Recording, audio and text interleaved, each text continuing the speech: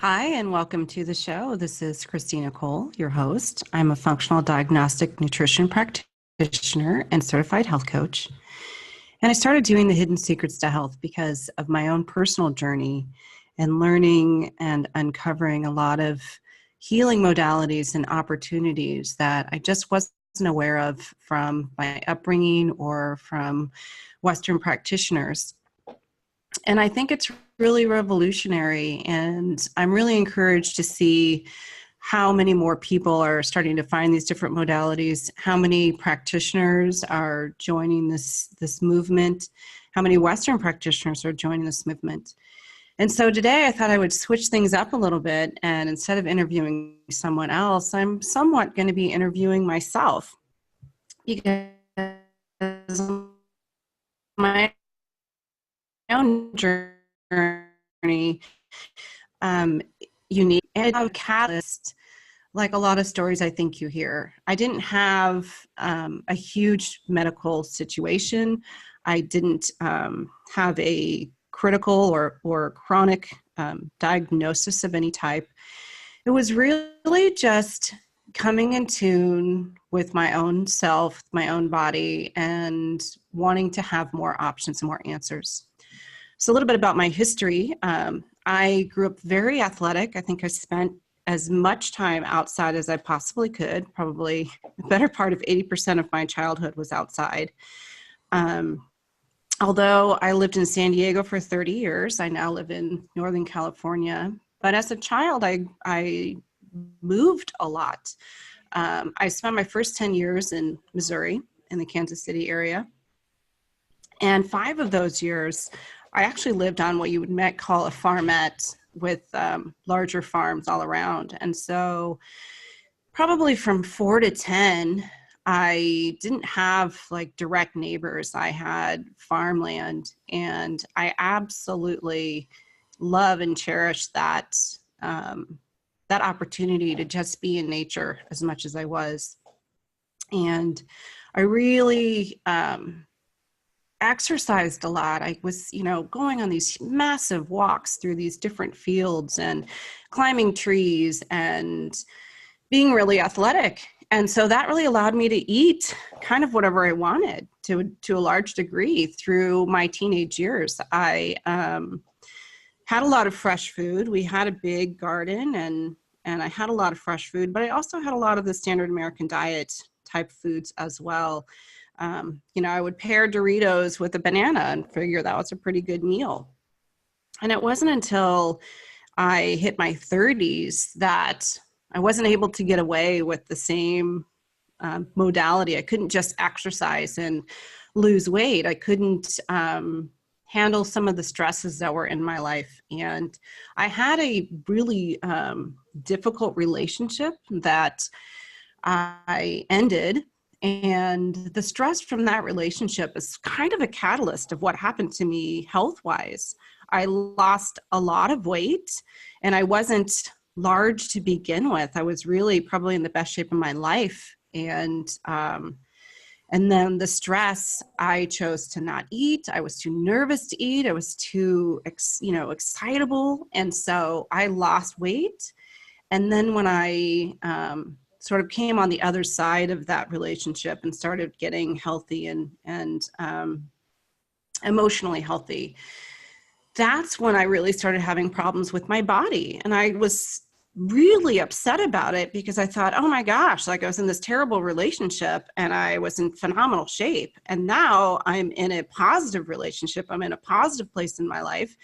And I've got all this bloating and I'm putting on weight and I can't get rid of it. And none of my tricks are working anymore. Like you can't just go work out, and I'm getting better. And so, I thought I was having healthy food. I was really, I was having pasta with lots of vegetables and chicken. And I was also having beer, and I was also having wine, and I was also having cheese. And I didn't really realize that those breads and cheeses and the pastas were really a large part of what was contributing to what was happening to me. But the catalyst was that stress. I had so much stress for a period of time And I didn't treat my body well because I wasn't nourishing it. I wasn't dealing with the stress in a positive way, that it started basically leaky gut or intestinal permeability. And then when I went back to sort of eating my regular foods that I thought were mostly healthy, I was having that intestinal permeability where the inflammation was increasing in my gut, and I was not processing my food. I was becoming malnourished. And then I got so frustrated. So I went to the doctor, and I went to my nurse practitioner, and I left her. She was wonderful. But her response to me was really all she had in her own arsenal, which was, I was just getting older, and this is what happens. And that was it. That was going to be the whole thing. And she said, here's some medication for the allergies that you have chronically. And, if you just exercise and watch what you eat, then you'll be fine. But, this is just how it is. This is what happens. And I just was so disappointed with that answer. I just thought, this can't be it. Like, this can't be the way things go for the rest of my life. Like, what are you talking about? And so I kind of started my own journey. And at this point in time, I didn't know about health coaching. I didn't know anything about functional medicine. I'd never even really heard the term leaky gut before. And my nurse practitioner, she didn't say anything about leaky gut. She didn't say that was what was going on. It was going to a naturopath. And she said, well, you have these allergies because that's a way of your body telling you things aren't working right. And you probably have leaky gut. Let's do some tests and see what's going on. And so I did that, but that was sort of the beginning and the end of my relationship with her. Like, it was just, here's leaky gut. Don't have any gluten, don't have any wheat, don't have any dairy for the next 6 months, and you'll be fine. And so it did make a big difference. And I do think that was a pivotal path for me. That was the beginning of me not accepting just a traditional answer and deciding that I was going to try to find other answers. So I did what most kids growing up in the 70s and 80s did. I went to the bookstore, and I went to the library, and I started looking for information on leaky gut and gluten intolerance and the difference between celiac and what gluten intolerance was. And I kind of started healing myself in that way. I did lose the weight that I wanted to lose. And I think that's sort of not the right word, because it was really less the puffiness. My weight didn't change significantly, but my shape changed a lot. And so I kind of went on having my traditional lifestyle and enjoying life and stuff, but still having something not quite right in my body. And it wasn't until after having 2 kids and having some postpartum depression and having moved from San Diego to Northern California and not really having the same network of friendships and community that I had, I started seeking other options. And that's when I found the Institute for Integrative Nutrition. And I'd seen the courses probably a year before I actually signed up. And I started, I took an online course that they had that was just like a sampler. And I just thought, this is what I've been looking for. This is the kind of information that I really want. And so I took the course for myself. I took the course to learn these different modalities and all the different things that come into play when it comes to our health, because we operate a lot from our subconscious. 95% of the things that we do on a daily basis are sort of on autopilot, and the way we react to things is on autopilot. And so no matter how much you change your diet, if you don't change your routine, if you don't change the thought processes that sort of cycle around in our brains that really start developing from our childhood, then all the dietary changes in the world may not change what's happening in your body, because the power of our thoughts are so impactful.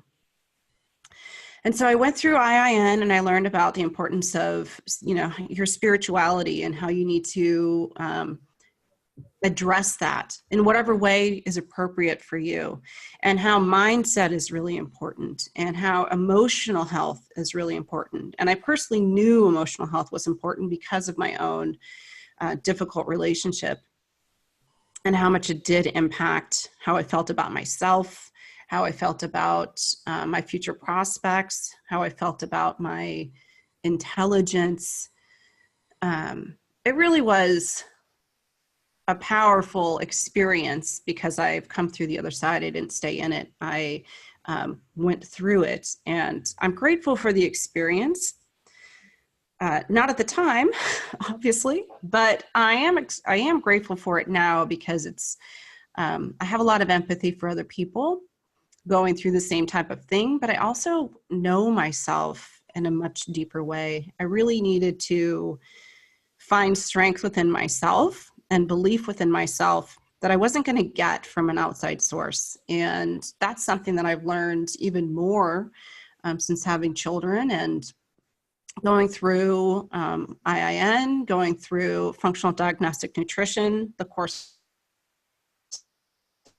I've taken through the School of Functional Medicine. A lot of things end up coming back to our mindset and repeat patterns that we do, and learning how to make those changes. So the lifestyle changes, they are diet, that is rest, exercise, stress reduction, supplementation where needed, but it's also your mindset and the stories that you tell yourself and what's going on mentally and emotionally.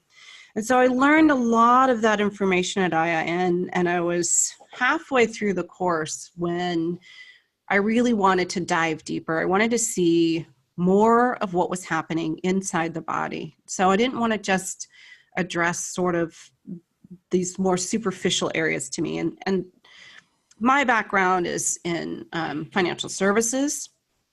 It's in doing a lot of research. It is compliance, and I went on and have done healthcare compliance. And so there's a lot of research involved with that level of corporate career. And so I really ended up funneling that into learning about how the body works and how the brain works. And so I started the School of Applied Functional Medicine. And the stuff that I started learning from functional medicine was just blow your hair back. I couldn't even believe some of the things that I was learning. And I just thought, how does everyone not know this? How is this not being practiced across the board in all medical practices? Because it was no longer compartmentalizing our body. It was really looking at the whole body in a holistic manner that I found so enlightening, because, if it is cyclical. And one of the things that I kind of want to take you through today is what we call the DRESS protocol in FDN. And it is because there are so many different things that impact, and they all impact each other. So if you have a lot of stress in your life and you're internalizing it, then you're not able to digest your food properly. And when you don't digest your food properly, then that starts to lead to toxic overloads. That starts to lead to gut dysbiosis, leaky gut. It has all these different names, but it means the same thing: intestinal permeability. It's when the villi in your intestines, in your small intestines, have one of two things, and usually both, happening. And that's where you have gaps where larger food particles get through. And then you have where some of them are frozen, and then you can't get the small particles that need to go through.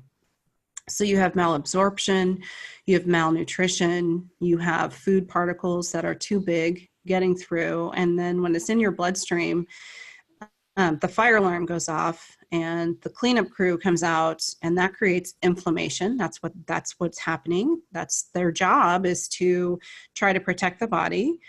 And large food particles don't look like food, doesn't look like nutrients. It looks like an invader. And so that's when you get this inflammation, and that's what I experienced. And I remember crying to my now husband. So kudos to him for sticking around. And I was like, I have this weight and this bloating and I can't get rid of it. And I was so upset about it. And I know he just was like, wanted to run from the room, because he's just like the last thing you talk to a woman about is her weight. And the last thing that he wanted to talk to me about was my emotional breakdown over it. And so that leads to things moving into our hormones, right? So our DHEA and our cortisol, that's the rest and relax versus the fight or flight. And when we live in this stress dominant situation, we're living in a cortisol dominant situation. And that makes it super challenging for the rest of our system to work properly. It starts putting stress on the thyroid. And then we end up with insulin resistance and leptin resistance. And leptin's the stop eating, you're full hormone. And so we start hijacking our hormones all over the place, and we have this imbalance. And when you go to sort of a traditional doctor and you're like, something's not right, and they run your labs and they're like, well, everything's really in range. And they don't have a lot of tools in their toolbox to help you at this point, because you haven't gotten so far off track that you need a medication. You haven't let things go to the point where you need surgery. And this is the time when it's so important to listen to your body, because your body is letting you know, hey, we're not working well, and I need some support, and I can't fill in the gaps for you anymore. Like, we've been doing this too long. And so you need to start making some changes. And some of these changes are definitely in the diet and rest, because we operate in this, I only got 4 hours of sleep last night. I'm such a go-getter. I'm so in charge of things. And we say, self-care is an indulgence instead of a necessity. And we do fast food because it's convenient, and we don't have time because we're racing around. And so when we stop caring for ourselves in this way, sometimes out of convenience, out of lack of time, out of stress, then we're causing ourselves more harm. And we end up in those situations where we are on medication, where we are needing to have some type of a surgery. And then the recovery from those is so much harder and so much more expensive than getting to the bottom of what's going on. And so we're going to go to a break shortly, but when we come back, the things that I really want to share with you is, well, how does a dress protocol work?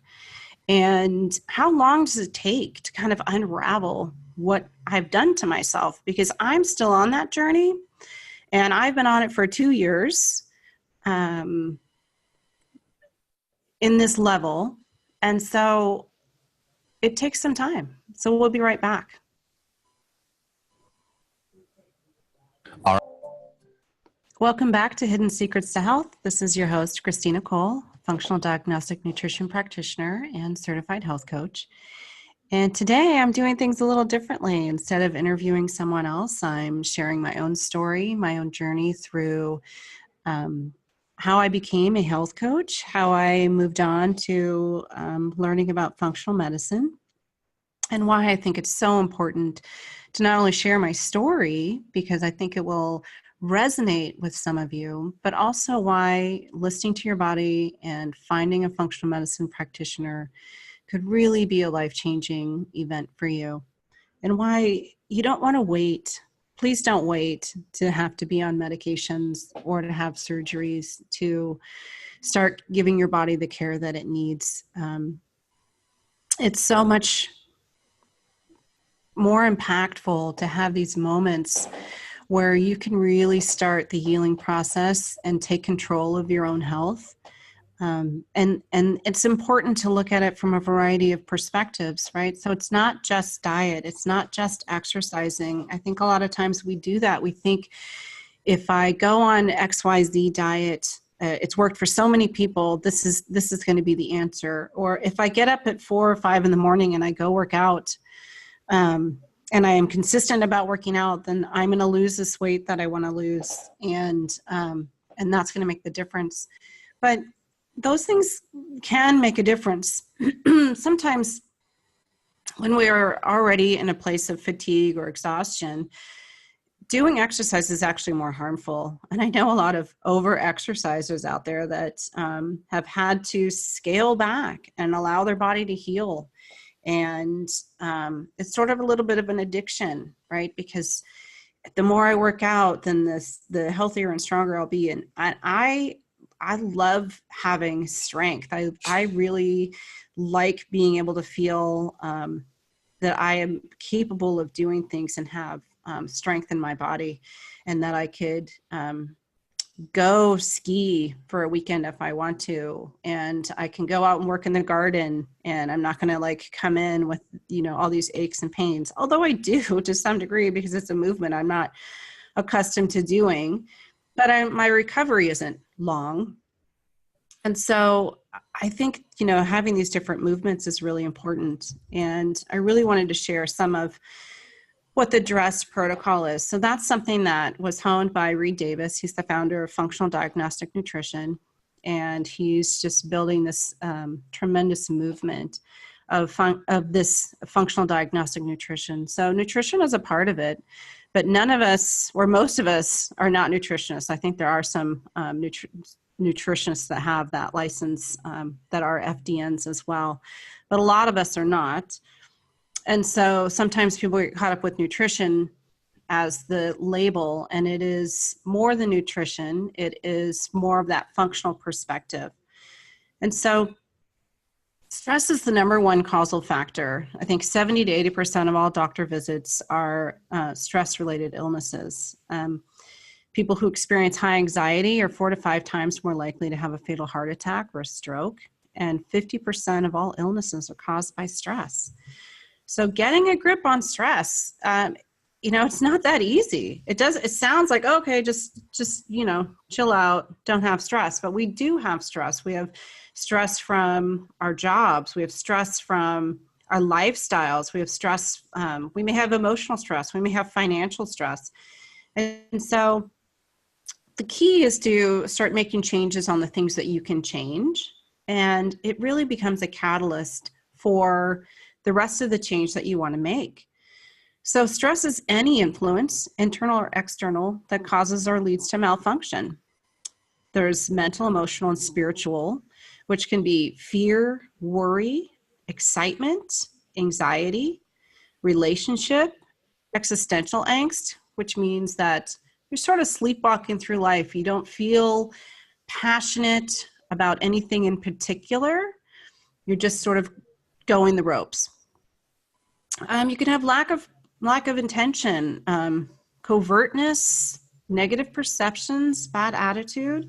It's amazing how much our own personal thoughts have an impact on our overall health. Yesterday, one of the things that FDN does is they have different webinars for pros. And we listened to Dr. Nicola Pera speak yesterday, and it was really an awesome talk.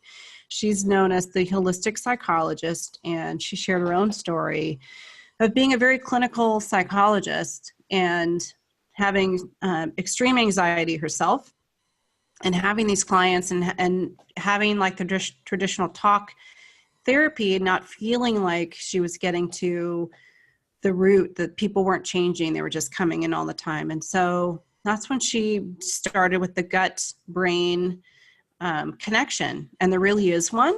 It's not woo-woo. It is legitimate. And she started adding that into her practice. So I'm going to share some of the things I learned from her yesterday that I think are really important.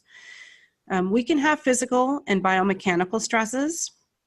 And when I have clients that have some type of a trauma, muscle injuries, if intense or prolonged exercise, poor posture, if they've been in an accident, if they kind of give me any indication of those things and they haven't sought the care of a physical therapist or a chiropractor, I make a recommendation for them to go and get checked out, because having that alignment is really important. I personally like using an upper cervical chiropractor because they adjust the top 2 vertebrae, and that really aligns the rest of your vertebrae. So I don't feel like I have to go and get all sorts of different contortions. I just get the one adjustment, and it changes everything else. And it also opens up the central nervous system. So, you know, you're really opening that blood flow on your spinal cord and your brain. And I really noticed a big difference using that. We can have chemical, biochemical, or functional problems. And this is really where it comes to functional medicine and having a functional practitioner that's really doing that detective work. So do you have inflammatory foods or additives that are impacting you? Do you have a buildup of pesticides, herbicides, GMOs? Are you self-medicating with alcohol, caffeine, or do you have blood sugar issues? Are you on a lot of prescription medications? Do you use recreational drugs? What's your exposure to various chemicals, metals, radiation, EMFs? You're going to hear a lot about EMFs, I feel, in the next probably year, and that's because of the 5G coming out and that it's microwave technology. So it has a much greater impact on the human body than prior wireless connections. So that's something that I personally am digging into and learning more about. Are you on antibiotics or over-the-counter medications? How are your hormones? What's your balance in your hormones? Do you have any parasites, bacteria, fungi, viruses? How's your sleep? Are you doing any type of exercise? Are you doing too much, too little? Do you have allergies or an overactive immune system? These are all the things that, from a functional medicine perspective, as an FDN, we dig into and help you uncover. And we use strategic labs to do that because a lot of us are suffering from some type of a bacterial or parasite. It's not typically looked at in Western medicine. And one of the things with Western medicine that's a challenge is insurance and the requirement for having codes.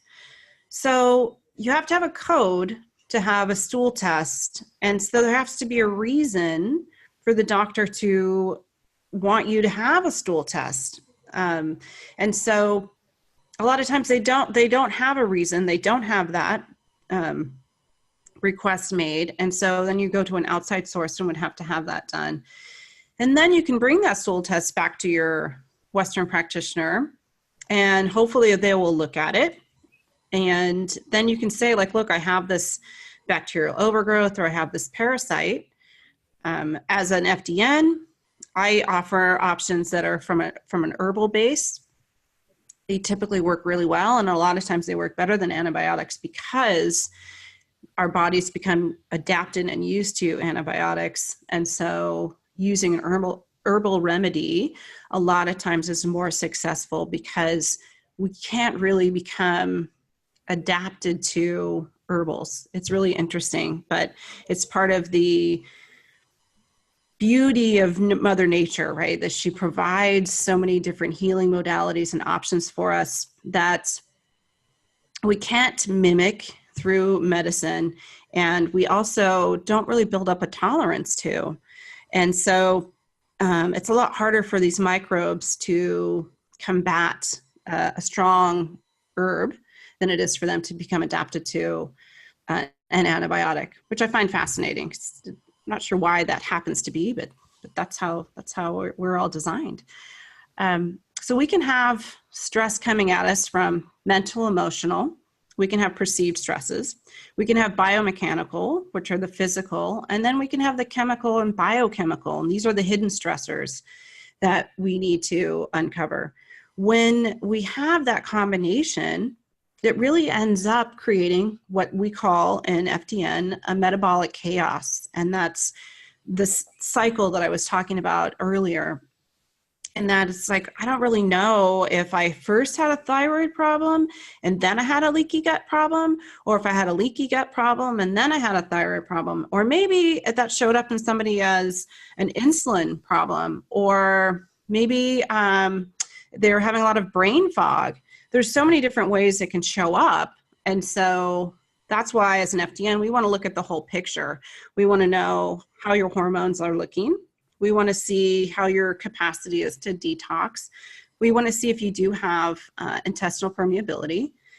We want to know if you have any bugs, if you got anything happening in your intestinal tract that needs to be escorted out of the system, and how to support your microbiome to replenish with the good bugs.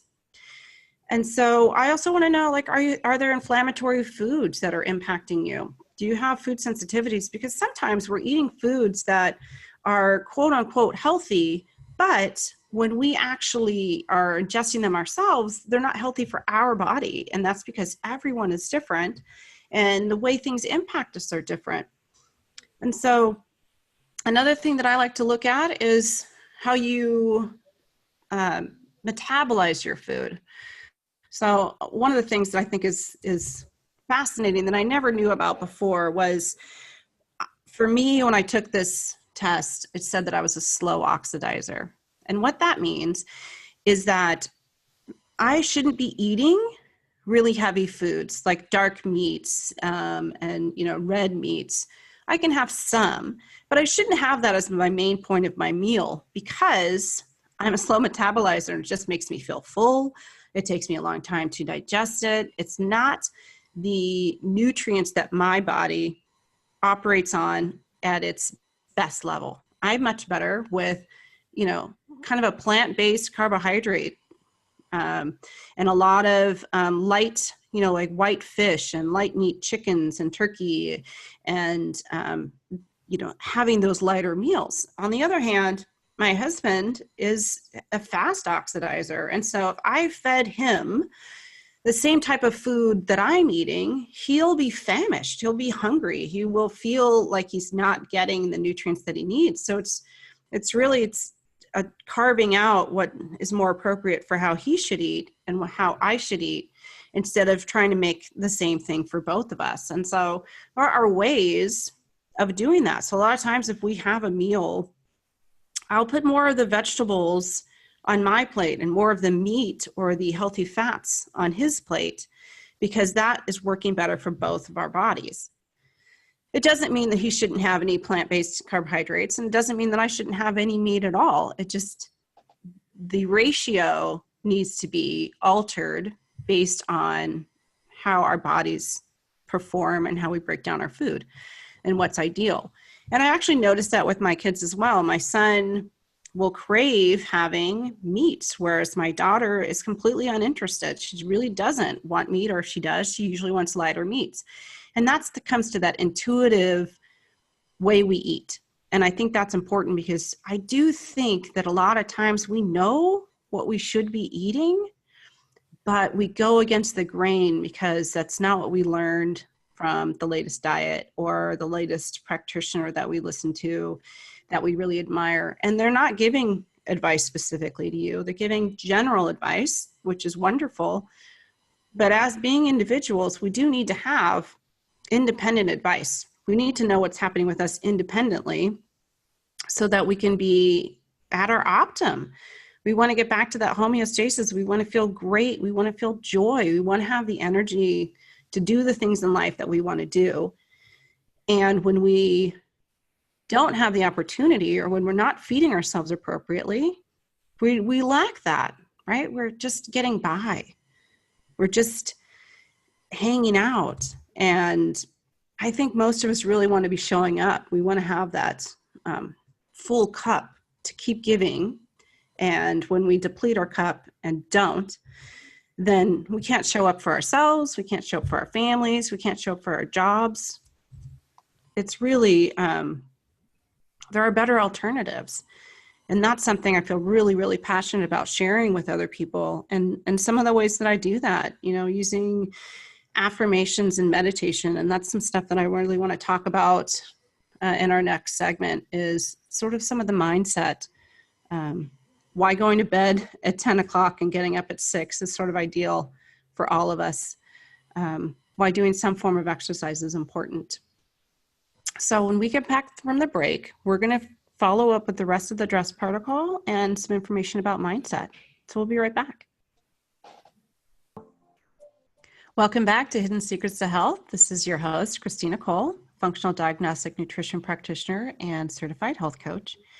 And today I've been sharing my story of going on my own healing journey, going through what I consider to be a pivotal stage of when I decided to really listen to my body and listen to my intuition and seek alternative methods of healing. And then I started talking to you more about functional medicine and the dress protocol. And when we left for break, I really started to bring up rest and why rest is important. Ideally, every hour you go to bed before midnight is like getting 2 additional hours of sleep for your body. So really that ideal of going to bed before 10 or by 10 is really critical. This is when your liver is doing its biggest work. And so having that time gives your body the best rest and relax recovery work that needs to be done. Exercise, I think, is really key, and finding something that you really like doing. So for me, it was a combination of what I like doing and what was accessible for me to do. So I started taking barre class, which is a combination of yoga, Pilates, and ballet. Before I had kids, when I was still living in San Diego, and it was sort of brand new. And I really enjoyed it. I never did ballet. So for anyone out there thinking that they need to do that, I am not the most flexible person. And I never did ballet. So they're like, move into 5th position. I was like, I have no idea what that's supposed to mean. But after years of going, now I do. I also love Pilates, and that's because it does help me with stretching. And I think that's where I have a tendency of leaning. I had my years of going to the gym, of weightlifting, of doing circuit training, and that was great for me at that time in my life. But now I really find myself doing exercises that have more to do with stretching. And as we get older, it's kind of a use or lose it.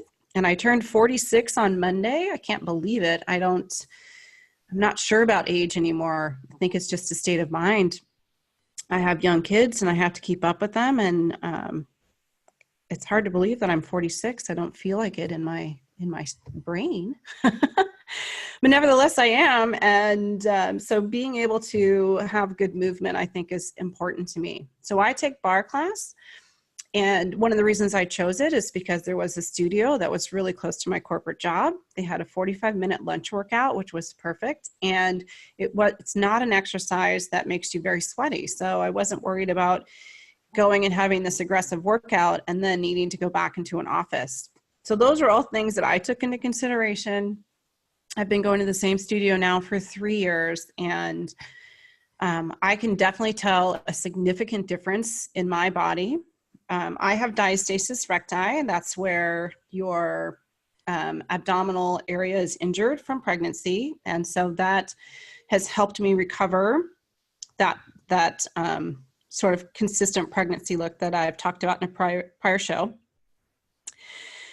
And so that's what I do for exercise. I also go on walks, and I take my kids on walks, and I go for dog walks. And I think that's a great form of exercise. And it's also nice to get out in nature and sort of just breathe in. In Sacramento, you can breathe in a lot of pollen right now, so that's fantastic. But you can just breathe in some of this cleaner air and get back to nature. And I think that's really good just for our soul to be out in nature and taking that in. I get to walk by the river, which I really love, and it has to go through some big trees. So it kind of hits the things that I love the most. So that's fantastic. And my kids really enjoy it and get to run around and be crazy. And that's been really good for them too. So we're all kind of getting out in nature and burning a lot of energy. When it comes to stress reduction, there's a lot of different ways to go about that. So we need to work on all the different levels of stress. And that's going back to what's happening biochemically in our body. That's also addressing any biomechanical issues that you're having with your body. And that's when you need to see a massage therapist, a chiropractor, a physical therapist, somebody who, maybe it's an acupuncturist, but somebody who can help you with the biomechanical. But then there's also what we need to do for our brains and for our emotions. And there are a variety of different things you can do. You can do an exercise that's called Tai Chi, or you can do Qigong. And those are really slow movements. You can do yin yoga, which is holding a position for a longer period of time. You can go out and do farming, like getting your hands in the dirt. That's very meditative for people.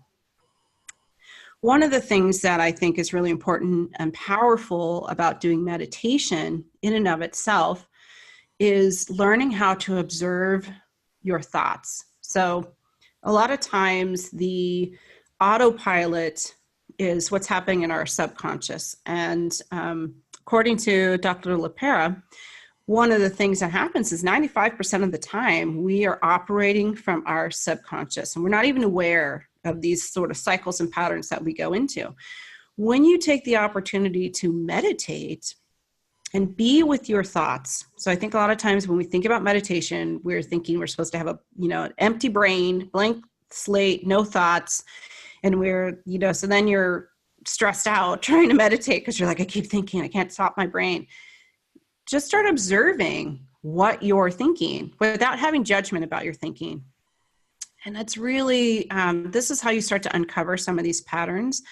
This is how you sort of uncover some of the reasons why what's happening in your subconscious is happening, right? So from birth to age 7, we're sort of, it's called a theta brainwave. And that's where we're taking everything in. And so things that we're taking in those years continue to replay throughout our life if we don't address anything that we perceived in that time frame.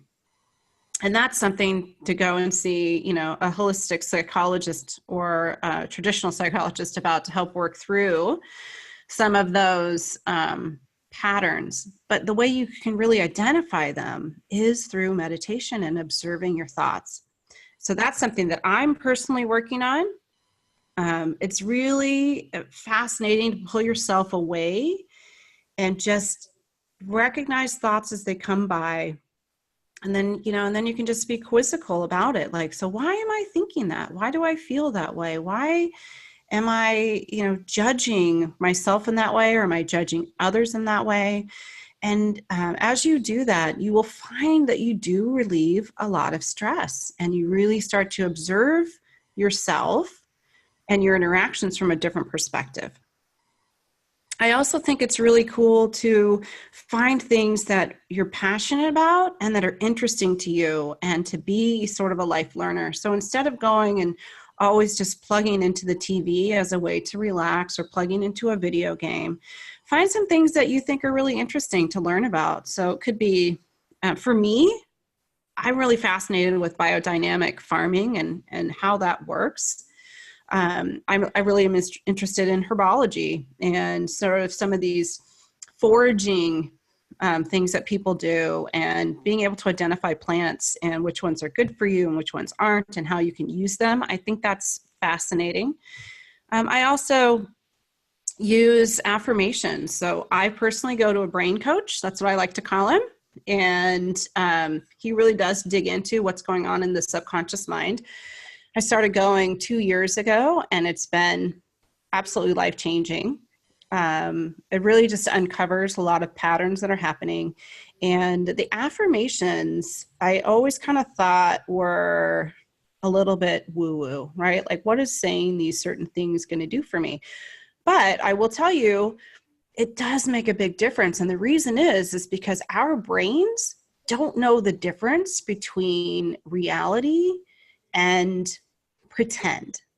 So when you're saying affirmations, you are implanting those thoughts into your subconscious mind. And when you do it with repetition, that you're starting to change the story in your brain. You're starting to change what's happening in your thoughts. And you obviously with affirmations, it's positive talk, right? You're positive talk to yourself. And it does change how you perceive the world, and you will start to feel like gifts are coming like out of the sky, out of the blue, but it's because you're becoming more in tune with yourself. You start to notice opportunities that you might have just passed right by before.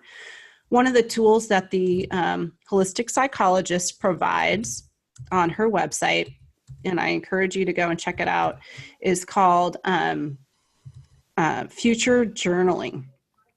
And so let me just see it's future self journaling, and it's intentionally creating a new version of yourself. So I'm reading that off of her site. And she says on here, this is not a quick fix. Repetition is key in this practice. In order to rewrite the neural pathways, you'll need to commit to doing this for 10 minutes every single day for 30 days. Plan your days accordingly so that you don't skip a day. Set an alarm earlier or put a reminder on your phone to do this before bed, and keep the journal in a space where it's convenient. So this is something that I learned about just yesterday, and I went to her site and I downloaded this guide that tells you like what to do and how to do it. And I'm really curious to see how that's going to change things, right? Because if you're putting a future self picture in your brain and that's what you're striving for, and you're telling yourself this is what's going to be, your brain is going to say, okay, this is what's going to be. This is what we're going to do.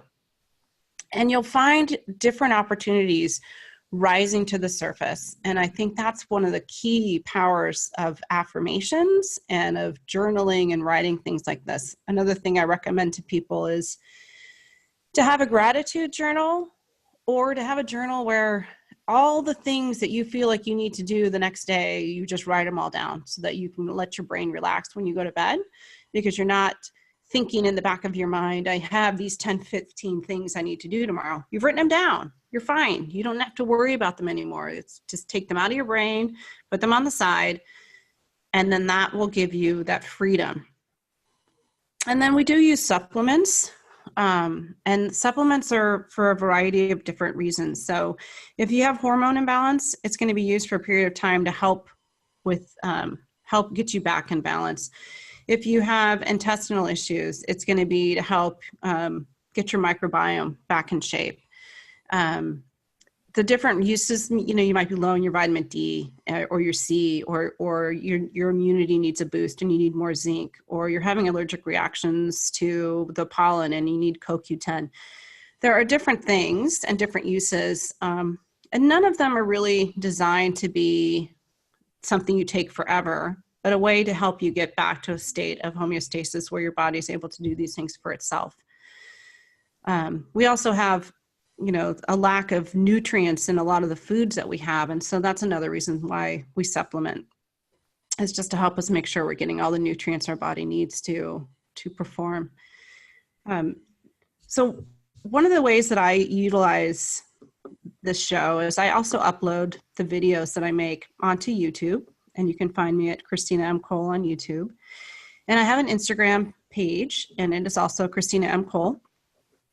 And I put a lot of different tips on there, but I also share just what I'm doing in my life and with my kids, and I try to make it really fun. And you can always come to see me at KristinaCole.com. So I hope that you've enjoyed this show. It's certainly been different for me, and I've really enjoyed sharing my story, why I'm so passionate about functional medicine and the whole practice of health coaching, and how much of a difference it makes for not only for me, but for everyone. So this has been The Hidden Secrets to Health. Thanks for joining me today.